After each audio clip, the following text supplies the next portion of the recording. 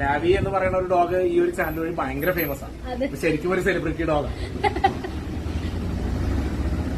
ഇവിടെ നിന്ന് ഒരുപാട് സെലിബ്രിറ്റീസ് ഡോഗ്സിനെ വാങ്ങിച്ചു കൊണ്ടുപോയിട്ടുണ്ട്. ഞാനത് പോസ്റ്റ് അവരിടുന്ന സമയത്ത് അവർ കൈലാസം പെട്രോസാറിനെ മെൻഷൻ ചെയ്യുന്നത് കണ്ടിട്ടുണ്ട്.